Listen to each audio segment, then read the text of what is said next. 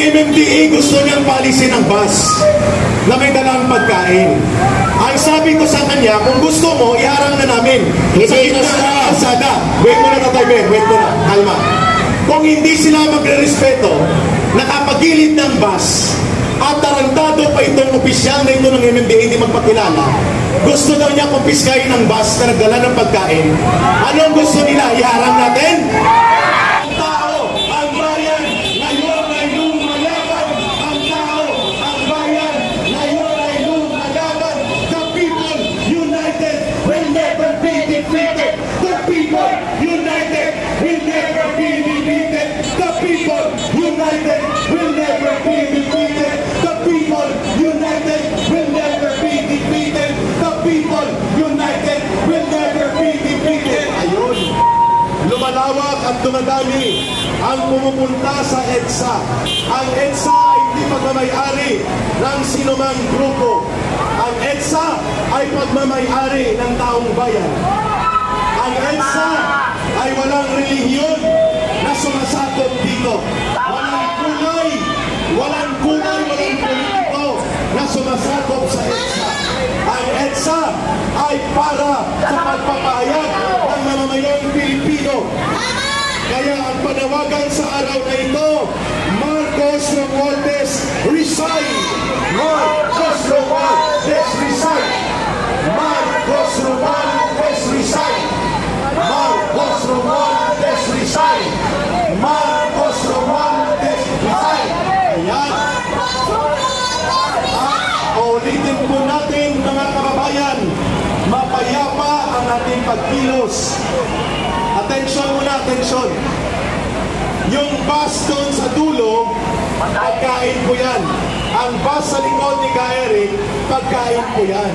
Pero bago tayo tumibog kung ano man na nandyan, pumunta na kayo dito sa hanay ng protesta. Hindi ito birthday party. Ito ay protesta ng taong bayan. So panawagan natin, mga kababayan, ito po ay araw ng paniningil. Ito po ay araw ng pagprotesta. Okay, ibigay ko muna. Wait muna.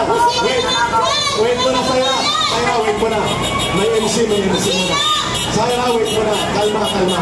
Dito muna mag-traffic. Magpa-traffic muna, okay? Okay, ibigay ko muna kay Saya Jones. Salamat sa inyong suporta. Dito ka na, dito ka na. Kapag Ben, i-organize natin ito. Okay? Hindi pwede lahat tayo nagsasalita dito. Okay. Ang microphone i-control natin. Kapag may programa tayo at mayroon tayong daloy. Okay? Yes, sir.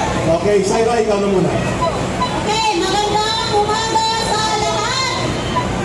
Gusto ko lang pong magpasalamat sa lahat ng mga taong pumunta upang ipakita ang galit. Galit sa namumulo. Walang iba kung hindi si Bongbong Marcos. Panawagan ng taong bayan. This is the time.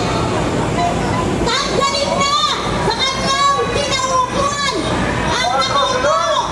Bongbong Marcos ang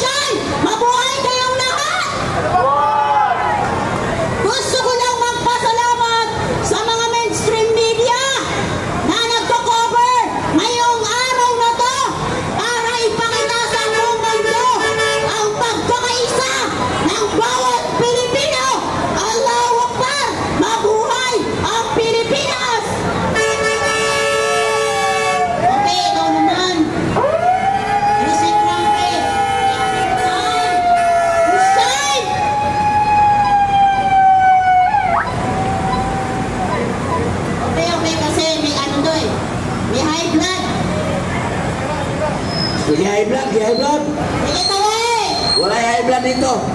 Kasi galit tayo. Bawal ang high blood. Tatay Ben, wait muna, wait. Para alam po ninyo, ang MMDA gusto niyang palisin ang bus na may dalang pagkain. Ang sabi ko sa kanya, kung gusto mo, iharang na namin. Sa gitna ng kalsada. Wait muna, Tatay Ben, wait muna. Kalma. Kung hindi sila magre-respeto, nakapagilid ng bus, at tarantado pa itong opisyal na ito ng MMDA hindi magpakilala, gusto daw niya kumpiskahin ng bus na nagdala ng pagkain. Anong gusto nila? Iharang natin?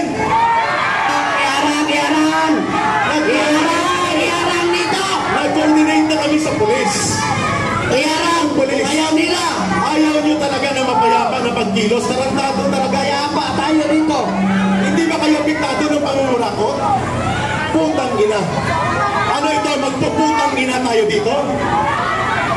Nag-coordinate kami sa ground commander. Ang MMDA gusto pa rin paalisin ng bus. Putang ina. Paalisin nyo si Marcos! Pailisin niyo Marcos. Tarantado! Si Marcos ang pailisin. Ito! Mapayapa ang protesta na ito. Kinagatungan nyo na magkagulo. Gusto nyo i-occupy namin talaga ang kalsada. Sige. Hindi pwede yun. Makinig kayo. Ang sabi ng polis, binibigyan kami ng lane na ito. Pero mamaya alauna, 30,000 ang tao dito. Anong ibig sabihin na restuhin nyo? Tarantado. Di ba? Alam niyo, Nagko-coordinate kami. Okay, Tatay Rami, go ahead. MMDA, mahiya kayo. Ha? Kayo ang may pinakamalaking ghost project. Correct! Dito sa Metro Manila. Correct! Billion! Ang ninyo. Tapos, haharangan nyo ang protesta ng tao. Sweldo nyo galing sa taong bayan. Nahihirapan nga kayo, kaya nga kayo nangungurakot. Kaya nga kayo nangungurakot eh. Dahil nahihirapan kayo. Itong laban na to, para sa inyo. Tapos kami ang inyong ipitin. Nag-coordinate kami sa polis. Sabihin nyo, putang ina nyo MMDA, magnanakaw kayo ng flood control. O yun bang gusto nyo marinig? Dito sa Quezon City, winandas nyo ang bilyon-bilyon na pondo. Nakikiusap kami. Maayos ang pakiusap namin. Kaya, re-respetuhin natin ang batas. We will follow the orders and coordination of the ground commander ng Philippine National Police. Hindi namin kalaban ang MMDA na mga empleyado. Pero ang namumuno sa inyo, bulok at magnanakaw. Ang flood control ninyo ay bilyon-bilyon. Kaya napipilitan ng MMDA dumiskarte sa lansangan. Naintindihan natin yun. Pero hindi natin yan tinotolerate. Kaya wag na kayong magpapogi pa kay Marcos. Putang ina. Iharang namin ang dalawang bus. Ano gusto nyo? Iharang na namin ngayon ang bus? Huwag kayo mag-provoke, MMDA. Huwag kayo mag-provoke ng gulo.